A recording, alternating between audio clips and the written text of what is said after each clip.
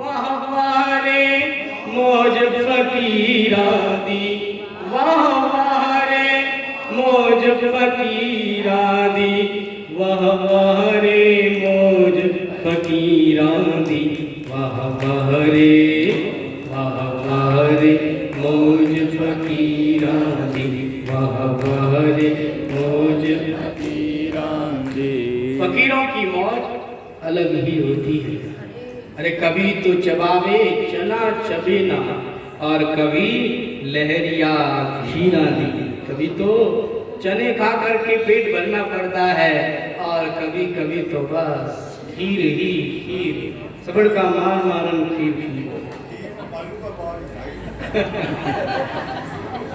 खाली खीर ही नहीं है, साथ है पाली का मसूर मालपुआ।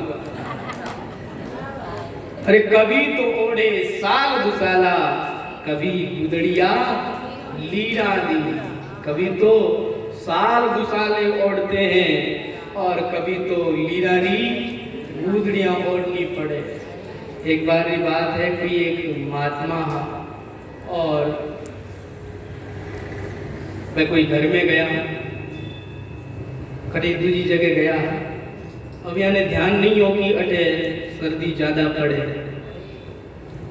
रात्रि हुई गई, घरवाला की कि महाराज आपरी में मैं सोने की व्यवस्था करदा, आपरे वास्ते रजाई गद्दा सब अबोट है, नया है, आप यानी ओढ़न सो जाओ, अटे ज्यादा सर्दी रहे। महात्मा जी के नहीं नहीं, मारो सर्दी कहीं बिगाड़े, मारो सर्दी की नहीं बिगाड़े, मैं तो अटे 12 ही सो, और मैंने कोई रजाई सिर्फ पसंद नहीं चाहिए, बस मैं तो यूं ही सो जाऊँ, थोड़ी देर नींद आई और पछे भगवान रो भजन करा। अब महात्मा जी मना कर दियो, जब महात्मा जी तो 12 ही भजन करने वास्ते बैठ गया। भजन करता करता यानी नींद आएगी, नींद आई, और जब ज्यादा रात हुई तो अब तो शीत लहर बाजने लगी, अब तो ठंडी ठंड, अब इतनी ज्यादा ठंड पड़ी कि महात्मा जी अटी उठी की देखे यानी कहीं नहीं मिलियो, तो महात्मा जी देखे कोई कपड़ा पड़िया है, ये कपड़े ने ही वह ओढ़ लियो। अब सुबह आर माता जी देखे महात्मा जी कट गया, कटे दिख नहीं लिया। महात्मा जी तो एक कोने में कपड़ो ओढ़ सूता है, वो कपड़ो कहीं हो ध्यान है कागरी हो रात में दिखी। महात्मा जी के अरे भाई कभी तो हम बागंबर ओढ़ते हैं, कभी तो हम बागंबर ओढ़ते हैं, आज बागंबर ही सही। कभी तो सोवे रंग महल में, और कभी तो गलियां अहीरा दी। कभी तो रंग महल में सोते हैं, तो कभी अहीरों की गलियों में सो जाते हैं। अरे मंग तंग के टुकड़े खांदे, चाल चले हैं अमीर आदि। भिक्षावृत्ति से निर्वाह करते हैं, लेकिन किसी के भी वश में नहीं। अमीरों की चाल चलते हैं, और अमीरों की चाल चल करके, मदमस्त हाथी की चाल चल करके सदा मस्त रहते हैं। शाह हुसैन फकीर सईदा, अरे सीख लगी गुरु पीरा दी। गुरु की सीख लगी है, पीरों की सीख लगी है, इसलिए हम तो मस्त हैं, मौज में हैं।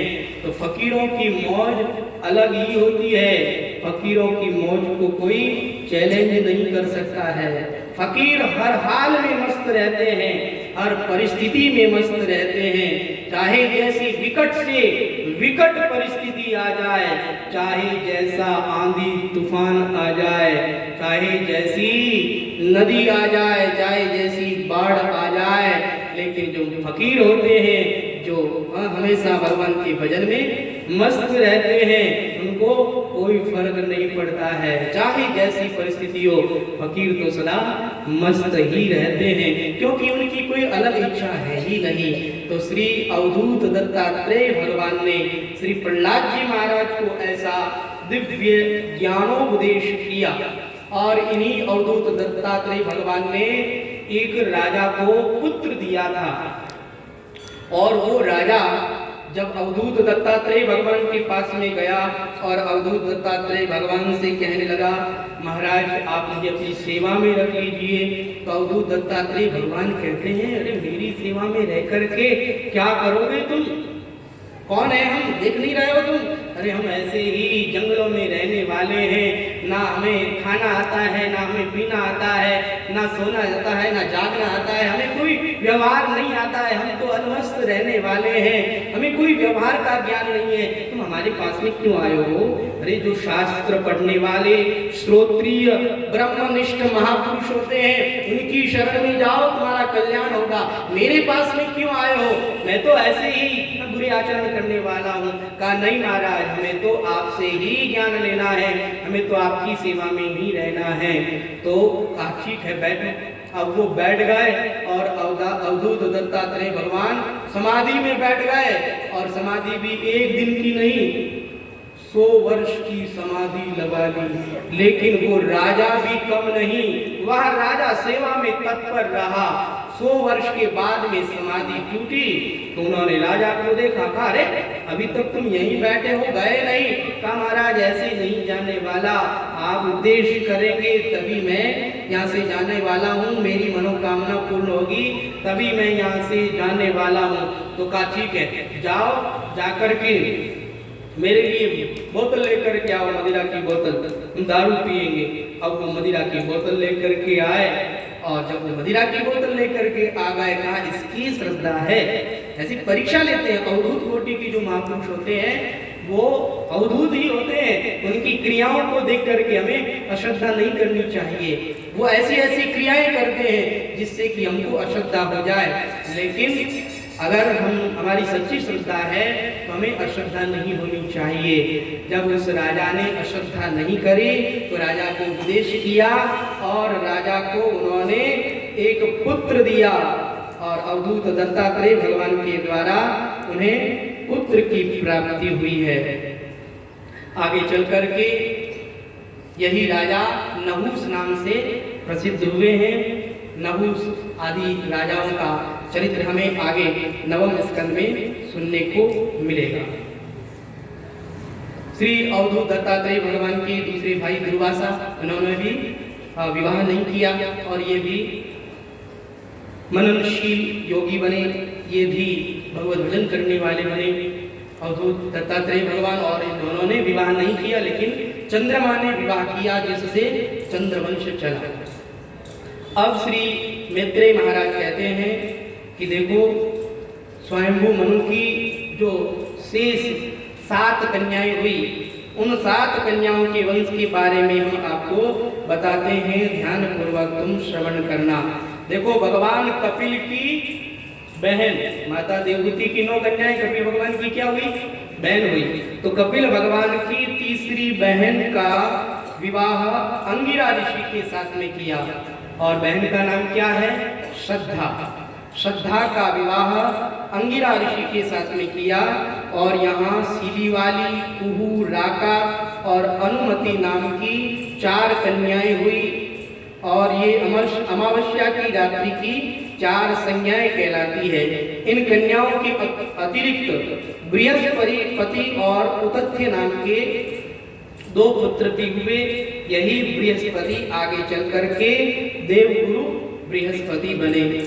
कर्दम ऋषि की चौथी कन्या हविर्भू, इनका विवाह पुलस्त्य ऋषि के साथ में हुआ, और इनके यहाँ पर दुष्कर कर्म करने वाले अगस्त्य महातपस्वी विश्रवा नामक 2 पुत्र हुए। ये वही अगस्त्य हैं जिन्होंने एक चुल्लू में ही समुद्र का पान कर लिया था। और दूसरे पुत्र विश्रवा हुए। कहते हैं विश्रवा की 2 पत्नियां थी, इडविडा और केकसी। इडविडा के गर्भ से उत्तर दिशा के लोकपाल धनेश्वर कुबेर का जन्म हुआ, और यह जो केकसी थी, इस केकसी के गर्भ से रावण, कुंभकर्ण और विभीषण नाम के 3 पुत्र हुए। ये केकसी राक्षसी थी, इसलिए मातृवंश के कारण ये तीनों ही राक्षस कहलाए। कहते हैं 5वीं पुत्री गति का विवाह पुलह ऋषि के साथ में हुआ, और यहाँ वरियाण और सहिष्णु तथा कर्मश्रेष्ठ नामक 3 पुत्र उत्पन्न किए। छठी पुत्री क्रिया का विवाह महामुनि क्रतु के साथ में हुआ और यहाँ पर वालकिल्य आदि 60,000 पुत्र उत्पन्न किए। सातवीं पुत्री अरुंधति का विवाह श्री वशिष्ठ भगवान के साथ में हुआ। वशिष्ठ भगवान ने चित्रकेतु, सुरुचि, सुरुचि, विरजा, मित्र, उल्वन, वसुवृद्धिया, द्युमान नामक 7 पुत्र उत्पन्न किए, जो दूसरे मनवंतर में सप्तर्षि भी हुए और भी इनके सैकड़ों पुत्र हुए, जिनको विश्वामित्र जी ने शाप दे दिया था। और शक्ति नामक एक और भी पुत्र हुए, जिन्हें राक्षसों ने खा लिया था, परंतु उन्हीं शक्ति के पुत्र पराशर हुए, जो पराशर श्री वेदव्यास भगवान के पिता हैं। ये पराशर भगवान इन्हीं शक्ति के ही पुत्र थे। कर्दम प्रजापति की 8वीं पुत्री चिति का विवाह अथर्वण्य ऋषि के साथ में हुआ और यहाँ पर तपोनिष्ठ परम परोपकारी दधीचि मुनि का जन्म हुआ, जिन्होंने देवताओं का कार्य करने के लिए अपनी हड्डियों तक का भी दान दे दिया था और जिन्होंने परोपकार के लिए अपने शरीर की भी परवाह नहीं की और जिनकी हड्डियों के द्वारा इंद्र का वज्र बनाया गया था। इन्हीं दधीचि के पुत्र हुए पिप्पलाद। ये पिप्पलाद इतने तपस्वी थे कि देवताओं के भी दांत खट्टे कर दिए थे, ऐसे तपस्वी महापुरुष हुए। महामुनि कर्दम के सकाश से मनुपुत्री भगवती अनुसुईया ने जो 9 कन्याएं उत्पन्न की, उनमें 9वीं पुत्री का नाम ख्याति था और इस ख्याति का विवाह भृगु ऋषि के साथ में किया गया। और यहाँ पर भृगु ऋषि ने ख्याति देवी के गर्भ से एक पुत्री उत्पन्न की, जिस पुत्री का नाम श्री था। कहते हैं इनका विवाह भृगु ऋषि ऐसे श्रेष्ठ पुरुष के साथ में करना चाहते हैं जिनके अंदर कोई दोष न हो, कोई विकार न हो, जो सबसे श्रेष्ठ हो, जो सर्वगुण संपन्न हो, ऐसे पुरुष के साथ में वो विवाह करना चाहते हैं। तो इन्होंने भगवान विष्णु के सामने यह प्रस्ताव रखा कि आप मेरी पुत्री का विवाह करें। तो भगवान विष्णु ने हाँ किया और भृगु ऋषि ने अपनी पुत्री का विवाह भगवान विष्णु के साथ में किया। और कहते हैं कि इन्हीं पुत्री के कारण भृगु ऋषि ने श्री भगवान विष्णु को शाप भी दिया था। यह शाप दिया था कि आप 10 बार अवतरित होंगे, आप 10 बार अवतार ग्रहण करेंगे। यह शाप भृगु ऋषि ने दिया। कहा महाराज भृगु ऋषि ने और भगवान विष्णु को शाप दिया, ऐसा कैसे हो गया? तो कहा देखो भगवान विष्णु ने जब भृगु ऋषि की पुत्री के साथ में विवाह किया, तो विवाह करने के बाद में उन्होंने उनकी रहने के लिए एक बड़ा ही सुंदर दिव्य महल बनाया। तो उस महल को लेकर के भृगु ऋषि के मन में आया ये महल मुझे मिल जाए, लेकिन भगवान ने नहीं दिया। तो भृगु ऋषि ने उनको शाप दे दिया कि आप भी यहाँ नहीं रह सकोगे, हम आपको शाप देते हैं कि आप 10 बार अवतार ग्रहण करोगे। और दूसरा एक और कारण भी बताते हैं, कहते हैं कि भृगु ऋषि यज्ञ में बैठे थे तो दैत्य लोग उनके यज्ञ को विध्वंस कर रहे थे। यह बात भृगु ऋषि ने भगवान विष्णु को बताई। भगवान विष्णु ने कहा कि आप यज्ञ करो, हम आपके यज्ञ की रक्षा करेंगे। अब भगवान विष्णु अपना सारंग धनुष हाथ में लिए हुए और वहां पर खड़े हैं, चारों ओर रक्षा कर रहे हैं। लेकिन इतने में दैत्यों ने देवताओं पर आक्रमण कर दिया, जिससे देवता लोग घबराए हुए भगवान विष्णु के पास में आए। कहा महाराज हमारी रक्षा करें। तब भगवान विष्णु ने कहा यहाँ पर तो अभी कोई है नहीं, चलो देवताओं की रक्षा करके आ जाता हूँ। भगवान विष्णु देवताओं की रक्षा करने गए, इधर तो दैत्यों ने आकर के भृगु ऋषि का यज्ञ विध्वंस कर दिया। तब भृगु ऋषि को बड़ा क्रोध आया कि आप मेरे यज्ञ की रक्षा करते करते कहीं और चले गए, हम आपको शाप देते हैं कि आप 10 अवतार ग्रहण करेंगे, तो ये 10 अवतार भृगु ऋषि के शाप के कारण ही हुए। तो ये जो भृगु ऋषि हैं, इनके 2 पुत्र हुए हैं, धाता और विधाता, और इन्हीं में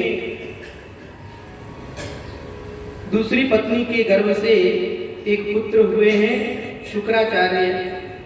तो इस तरह से यह हमारे माता देवहूति की जो 9 कन्याएं हुई, उन 9 कन्याओं के वंश का वर्णन सुनाया गया। 9 कन्याओं के वंश का वर्णन सुनाने के बाद में जो तीसरी पुत्री महाराज मनु की प्रसूति है, इस प्रसूति के वंश का वर्णन किया है, जो आगे बड़ा लंबा चौड़ा प्रसंग है। तो आज के इस कथा सत्र को यहीं विराम देते हैं। और देखिए, आप लोगों की परीक्षा होगी,